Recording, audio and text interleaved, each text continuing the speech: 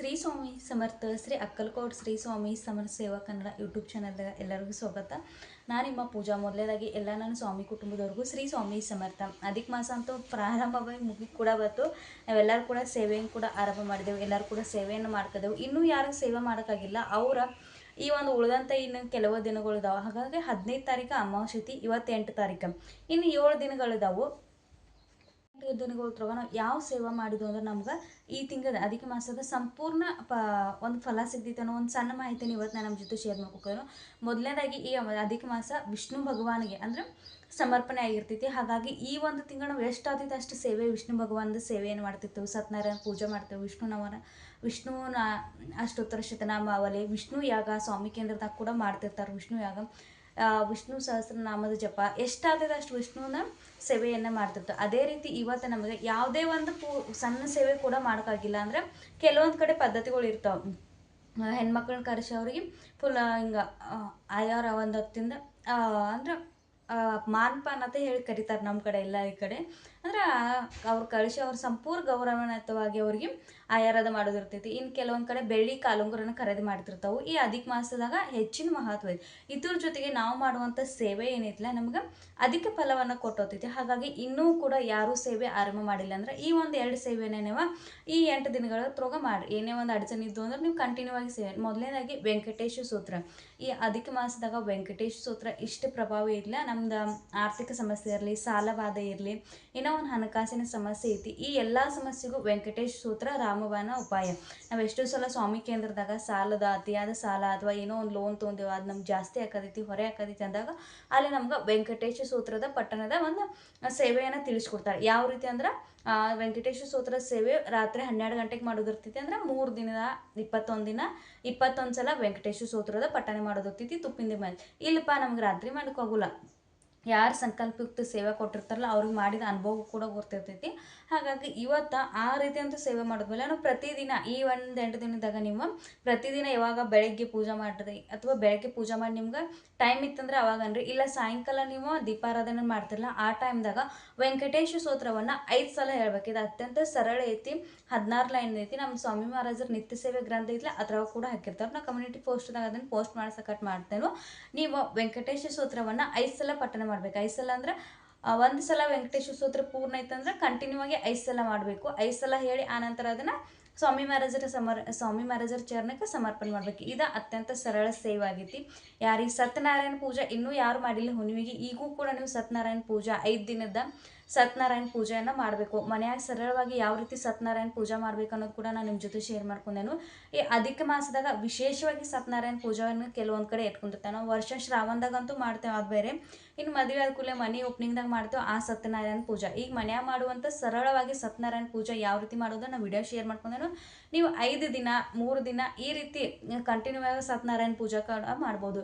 ಇಲ್ಲ ಅಕ್ಕ ನಮ್ಗೆ ಸತ್ಯನಾರಾಯಣ ಪೂಜೆ ಮಾಡೋಕ್ಕಾಗಲ್ಲ ಅಂದರೆ ಸತ್ಯನಾರಾಯಣ ಕಥೆ ಕೂಡ ನೀವು ಪಾರಾಯಣ ಮಾಡ್ಬೋದು ಮನ್ಯಾಗ. ಅಂದ್ರೆ ಸತ್ಯನಾರಾಯಣ ಪೂಜೆ ನೀವು ಮಾಡೋಕ್ಕೆ ಸಾಧ್ಯ ಆಗ್ದಿಲ್ಲ, ಇಲ್ಲಪ್ಪ ನನಗಿನ್ನು ಮಾಡೋಕ್ಕಾಗಲ್ಲ ಅನ್ನೋ ಕಂಡೀಷನ್ದಾಗ ಇದ್ರಿ ಅಂದ್ರೆ ನೀವು ಸತ್ಯನಾರಾಯಣ ಕಥೆ ಏನಿರೋದಿಲ್ಲ ಅದನ್ನು 3 ದಿನ 5 ದಿನ ನೀವು ಓದ್ಬೋದು. ಇನ್ನು ವಿಷ್ಣು ಅಷ್ಟೋತ್ತರ ಶತನಾಮಾವಳಿ ನೋಡ್ರಿ, ನಮ್ಮ ಪ್ರತಿಯೊಬ್ಬರು ಕಡೆ ನಮ್ಮ ಕಡೆ ಮೊಬೈಲ್ ಇದಾವೆ. ನೀವು ಎಲ್ಲರೂ ಕೂಡ ಬೆಳಗ್ಗೆ ಆಗಲಿ ಸಾಯಂಕಾಲ ಆಗಲಿ ನೀವು ವಿಷ್ಣು ಅಷ್ಟೋತ್ತರ ಶತನಾಮಾವಳಿಯನ್ನು ಕೇಳ್ತಾ ಹೋಗ್ರಿ.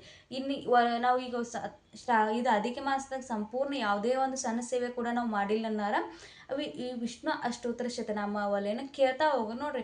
ನಮ್ಗೀಗ ಪ್ರತಿಯೊಂದು ಬುಕ್ ತಂದು ಮಾಡ್ತೇವೆ ಅಂದ್ರೆ ನಮ್ಮ ಅಂತಾಗ ಸಮಯ ಇಲ್ಲ, ಟೈಮು ಕಡಿಮೆ ಐತಿ. ಇಷ್ಟು ದಿನ ಅಂತೂ ನಮ್ಗೆ ಸೇವೆ ಮಾಡ್ಕೊಂಡು ಇನ್ನು ಅಂದರೆ ನಮ್ಗೆ ಸೇವೆ ಮಾಡ್ಬೇಕನ್ನೋ ಒಂದು ಮನೋಭಾವ ಇರ್ತೈತಿ. ಆದ್ರೆ ಅವಾಗ ನಮ್ಗೆ ಸಿಕ್ಕಂಥ ಒಂದು ಅವಕಾಶವನ್ನು ಸದುಪಯೋಗ ಪಡಿಸ್ಕೋಬೇಕು. ಅಂದರೆ ಈಗ ನಾ ಬುಕ್ ತಂದು ಮಾಡ್ತೇನೆ ಅಂದ್ರೆ ನಂಗೆ ಆಗೋಲ್ಲ, ಬುಕ್ಕನ್ನ ತರಕ್ಕೆ ಹೋಗ್ಬೋದು ಅಥವಾ ಇವತ್ತಾಗಲಿಲ್ಲ ನಾಳೆ ತರನು ಈ ರೀತಿ ಆಗ್ತಿರ್ತದೆ. ಅದೇ ರೀತಿ ನಾವು ಪ್ರತಿಯೊಬ್ಬರು ಕೈಯಾಗ ನಮ್ಮ ಮತ್ತೆ ಮೊಬೈಲ್ ಇದಾವೆ, ಮೊಬೈಲ್ದಾಗ ಟೈಪ್ ಮಾಡಿದಂದ್ರೆ ಪ್ರತಿಯೊಂದು ಸೇವಾ, ಪ್ರತಿಯೊಂದು ಶ್ಲೋಕ, ಪ್ರತಿಯೊಂದು ಮಂತ್ರ ನಮ್ಗೆ ಸಿಗ್ತಿರ್ತಾವೆ. ಹಾಗಾಗಿ ಅದನ್ನು ಶ್ರವಣ ಮಾಡೋಣ. ಕೇಳಿ ಅಂದ್ರೆ ಯಾವ ರೀತಿ ಅಂದ್ರೆ ಈಗ ನಾವು ದೇವ್ರ ಮುಂದೆ ನಾವು ಆ ಸೇವೆ ಮಾಡೋಕ್ಕೆ ಎಷ್ಟು ಟೈಮ್ ಮೀಸಲಿಟ್ಟಿರ್ತೀವಲ್ಲ ಅದನ್ನ ಮೊಬೈಲ್ದಾಗ ಹಚ್ಚಿ ನಾವು ದೇವ್ರ ಮುಂದೆ ಕೂತ ನಮ್ಗೆ ಸಾಧ್ಯವಾದ್ರೆ ಅದನ್ನು ಪಠಣ ಮಾಡೋಣ, ಇಲ್ಲ ಶ್ರವಣ ಮಾಡೋಣ. ಕೆಲವೊಂದು ಸಲ ನಮ್ಮ ಕಡೆ ಉಚ್ಚಾರಗಳು ತಪ್ಪಿರ್ತದೆ, ಅವಾಗ ದೋಷಗಳು ಕೂಡ ನಮ್ಗೆ ಹತ್ತಿಲ್ಲ. ಹಾಗಾಗಿ ಇವತ್ತು ಶ್ರವಣ ಸೇವೆಯನ್ನು ಮಾಡೋ ಅಂದ್ರೆ ಕೇಳಿಸ್ಕೋದಟ್ಟ ಆ ಸೇವೆಯನ್ನು ಕೇಳಿಸ್ಕೊಂಡು ದೇವ್ರಿಗೆ ಸಮರ್ಪಣೆ ಮಾಡೋದು. ದೇವ್ರೇ ನಂಗೆ ಅಂದ್ರೆ ಈಗ ನನ್ನ ಹತ್ತಾಗ ಬುಕ್ ತರಕ್ಕೆ ಆಗಿಲ್ಲ, ಹಾಗಾಗಿ ನಾ ಕೇಳಿ ಈ ಸೇವೆಯನ್ನು ಮಾಡ್ಕೊಂಡು ಯಾವಾಗ ನೀವು ಬುಕ್ ತಂದು ಮಾಡ್ಕೊತಿದ್ಲ ಅವಾಗ ನೀವು ಬುಕ್ ತಂದು ಮಾಡ್ಬೋದು.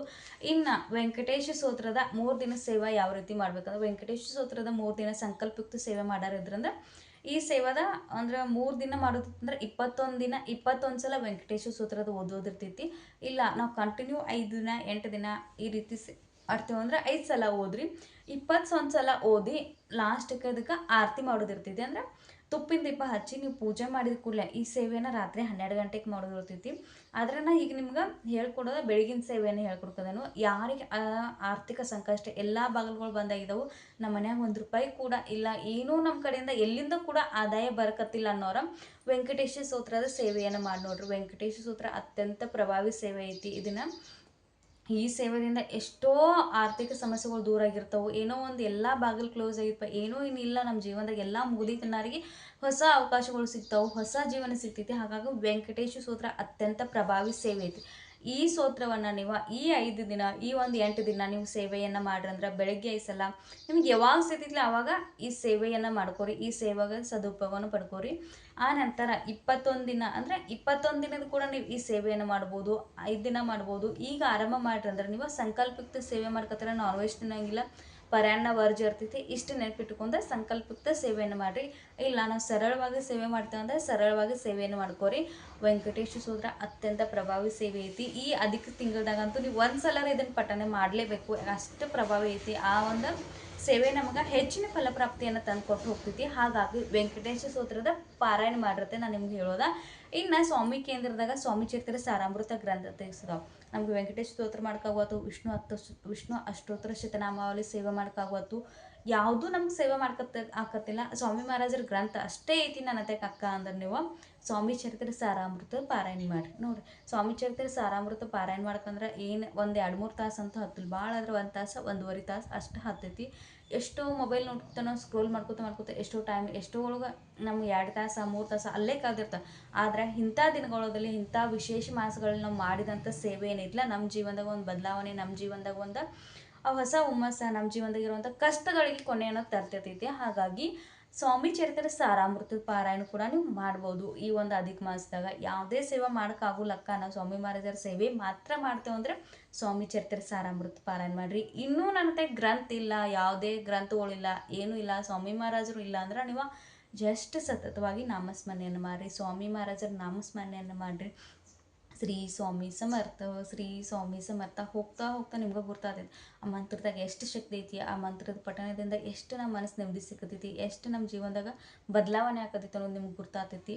ಎಲ್ಲರೂ ಕೂಡ ಸೇವೆಯನ್ನು ಮಾಡಿರಿ. ವೆಂಕಟೇಶ್ವರ ಸ್ತೋತ್ರದ ಸೇವೆಯನ್ನು ಇನ್ನು ಸರಳವಾಗಿ ಸಂಕಲ್ಪಯುಕ್ತ ಸಣ್ಣ ಮಾಹಿತಿಯನ್ನು ಕೊಡ್ತೇನೆ ನೋಡಿರಿ. ವೆಂಕಟೇಶ್ವರ ಸ್ತೋತ್ರದ ಸೇವೆ ಮಾಡೋದಿತ್ತಂದ್ರೆ ರಾತ್ರಿ 12-11 ಗಂಟೆಗೆ ನಾವು ತಲೆ ಮ್ಯಾಗ ಸ್ನಾನ ಮಾಡ್ಕೊಂಡು, ಮೊದಲನೇ ದಿನ ತಲೆ ಮ್ಯಾಗ ಸ್ನಾನ ಮಾಡ್ಕೊಂಡು ತುಪ್ಪದ ದೀಪ ಹಚ್ಚಿ ದೇವ್ರ ಪೂಜೆ ಅದು ಏನೂ ಮಾಡೋಂಗಿಲ್ಲ, ಏನಿರ್ತೈತಿ ಹಂಗೆ ಇಟ್ಕೊಂಡು ನಮ್ಗೆ ತುಪ್ಪದ ದೀಪ ಹಚ್ಚಿ ನೀಲಿ ಕಲರ್ ವಸ್ತ್ರವನ್ನು ಧರಿಸ್ಬೇಕು. ಕಡು ನೀಲಿ ಅಂತ ಸಿಗ್ತಿತ್ತು, ನೀಲಿ ಕಲರ ವಸ್ತ್ರವನ್ನು ಧರಿಸಿ ನೀಲಿ ಕಲರ ಆಸನವನ್ನು ತಗೋಬೇಕು ಕುಂಡಕ್ಕೆ. ಆ ನಂತರ ಮೊದಲನೇ ದಿನ ಸಂಕಲ್ಪ ಮಾಡಿ ನನ್ನ ಈ ಒಂದು ಕೆಲಸಕ್ಕೋಸ್ಕರ ಈ 3 ದಿನದ ಸೇವೆಯನ್ನು ಮಾಡ್ಕೋದೇನಂತೇಳಿ ಸೇವೆಯನ್ನು ಆರಂಭ ಮಾಡಬೇಕು. ಸಂಕಲ್ಪ ಮಾಡಿ ಆ ನಂತರ ವೆಂಕಟೇಶ್ವರ ಸ್ತೋತ್ರ ಏನಿರ್ತೈತಿಲ್ಲ, ಒಂದು ಮಂಡಲ ಅಂದ್ರೆ 21 ಸಲ ವೆಂಕಟೇಶ್ವರ ಸ್ತೋತ್ರವನ್ನು ಓದಿ ಆ ನಂತರ ನಿಮ್ಗೆ ಯಾವ್ದು ಆರತಿ ಬರ್ತೈತಿ ಆ ಆರತಿಯನ್ನು ಮಾಡಿ ನೈವೇದ್ಯನ ಇಟ್ಟ ನೀವು ಸಂಪೂರ್ಣ ಮಲ್ಗೋದಿರ್ತೈತಿ. ಈ ಸೇವೆ ಯಾರು ಮಾಡ್ತಾರಲ್ಲ ಅವ್ರ ಜೀವನದಾಗ ಬದಲಾವಣೆ ಖಂಡಿತ ಆಗ್ತಿರ್ತೈತಿ. ಆದ್ರೆ ಈ ಸೇವೆ ಮಾಡಬೇಕಾದ್ರೆ ಕೆಲವೊಂದು ಅಡಚಣೆಗಳು ಬರ್ತಾವೆ. ಸಹಜವಾಗಿ ಈ ಸೇವೆ ಮಾಡೋಕ್ಕಾಗಲ್ಲ ಯಾರಿಗೂ. ಯಾಕಂದರೆ ಈ ಸೇವೆ ಮಾಡುವಾಗ ರಾತ್ರಿ ಟೈಮ್ ಇರ್ತೈತಿ, ಕೆಲವೊಂದು ಜನರಿಗೆ ಮನಸ್ಸ ಭಯ ಇರ್ತೈತಿ, ಡೌಟ್ ಇರ್ತೈತಿ, ಏನೋ ಒಂದು ನೆಗೆಟಿವ್ ನಕಾರಾತ್ಮಕ ಶಕ್ತಿ ಕೂಡ ನಮಗೆ ಅವಾಗ ಒಂದು ಸ್ವಲ್ಪ ಸೇವೆಯನ್ನು ಮಾಡೋಕೆ ಅಡೆತಡೆಗಳು ಮಾಡಿರ್ತಾವೆ. ಹಾಗಾಗಿ ಈ ಸೇವೆಯನ್ನು ಮಾಡೋಕ್ಕಾಗಾರ ಮಾಡಿರಿ. ಇಲ್ಲಾಂದರೆ ಈ ಸೇವೆ ಬಗ್ಗೆ ಸಂಪೂರ್ಣ ಮಾಹಿತಿ ನಾನು ನನ್ನ ಚಾನಲ್ದಾಗ ವಿಡಿಯೋ ಹಾಕಿದ್ದೇನೆ ಕೂಡ. ಆ ನಂತರ ಇನ್ನು ನಮ್ಗೆ ಈ ರೀತಿ ಯಾವ ಸೇವೆ ಮಾಡೋದಿಲ್ಲ, ಪ್ರತಿನಿತ್ಯ ಪೂಜೆ ಮಾಡಿದ ಕೂಡಲೇ ಸೇವೆ ಮಾಡೋದೈತೆ ಅಂದ್ರೆ ವೆಂಕಟೇಶ್ವರ ಸ್ತೋತ್ರ ಹೇಳ್ರಿ, ಸಾಯಂಕಾಲ ಕಾಲಭೈರವಾಷ್ಟಕ ಸ್ತೋತ್ರ ಹೇಳ್ರಿ, ಸ್ವಾಮಿ ಚರಿತ್ರೆ ಸಾರಾಮೃತ ಓದ್ರಿ, ಸ್ವಾಮಿ ಮಹಾರಾಜರ ನಾಮಸ್ಮರಣೆಯನ್ನು ಮಾಡಿರಿ, ತಾರಕ ಮಂತ್ರ ಮಾಡಿರಿ. ಎಷ್ಟು ಸರಳ ಸೇವೆಗಳಿದಾವೆ. ಸತತವಾಗಿ ನಾಮಸ್ಮರಣೆ ಮಾಡಿರಿ. ಅಧಿಕ ಮಾಸದಾಗ ವಿಷ್ಣುವನ್ನ ಸೇವೆ ಮಾಡಿದ್ರೆ ನಮ್ಗೆ ಯಾವುದೂ ಬರಲ್ಲ ಅಂದ್ರೆ ವಿಷ್ಣು ಗಾಯತ್ರಿ ಮಂತ್ರ ನಮಗೆ ಪಂತ್ರ ಯಾವುದೂ ಬರಲ್ಪ, ಇನ್ನು ಯಾವುದೂ ನಮ್ಗೆ ಸೇವೆ ಮಾಡೋಕೆ ಬರಲ್ಲ. ವಿಷ್ಣು ಭಗವಾನದ ವಿಷ್ಣು ಗಾಯತ್ರಿ ಮಂತ್ರದ ಪಠನ ಮಾಡಿ. ಓಂ ನಾರಾಯ ವಿಘ್ನೇ ವಾಸುದೇವಾಯ ಧೀಮಹಿ ತನ್ನೋ ವಿಷ್ಣು ಪ್ರಚೋದಯಾತ. ಈ ಮಂತ್ರದ ನೀವು ಸತತವಾಗಿ ಉಚ್ಚಾರ ಮಾಡ್ಕೊತ ಹೋಗ್ರಿ ನೋಡ್ರಿ. ಯಾವುದೇ ಒಂದು ರೂಢಿ ಆಗಲಿ, ಯಾವುದೇ ಒಂದು ಸೇವೆ ಆಗಲಿ ಸತತವಾಗಿ ನಾವು ಸ್ಟಾರ್ಟ್ ಮಾಡಿದೆವು, 1 ನಿಮಿಷ 1 ದಿನದಾಗ ಸೇವೆ ಮಾಡಿದೆವು, ಅಥವಾ ಜಲ್ದಿ ಸೇವೆ ಮಾಡಿದ ಅನ್ಕೂಲ ನಮ್ಗೆ ಲಗೇಜ್ ಪ್ರಚಿತಿ ಬರೋಲ್ಲ. ಆ ಸೇವೆಯನ್ನು ಕಂಟಿನ್ಯೂ ಮಾಡ್ತಾ ಹೋದಾಗ ನಮ್ಗೆ ಅದ್ರ ಸೇವೆಯ ಪ್ರಚಿತಿಯೇ ಬರ್ತಿರ್ತಾವೆ. ಹಾಗಾಗಿ ಹೆಚ್ಚಿನ ಪ್ರಮಾಣದಾಗ ಸೇವೆಯನ್ನು ಮಾಡಿರಿ, ಸೇವೆಯನ್ನು ಪ್ರಸಾರ ಮಾಡಿರಿ. ಇನ್ನು ನನಗೆ ಯಾವುದೋ ಒಂದು ಸೇವೆ ಮಾಡ್ಕಾಕತ್ತಿಲ್ಲ ಅಂದ್ರೆ ಜಸ್ಟ್ ನಾಮಸ್ಮರಣೆಯನ್ನು ಮಾಡಿರಿ. ನಿಮ್ಮ ಕೆಲಸವನ್ನು ಮಾಡ್ಕೋತವ್ರಿ, ಆ ಕೆಲಸದ ಜೊತೆಗೆ ನಾಮಸ್ಮರಣೆಯನ್ನು ಮಾಡ್ಕೋತವ್ರಿ, ಖಂಡಿತ ನಿಮ್ಗೆ ಅದ್ರ ಫಲ ಸಿಗ್ತೈತಿ.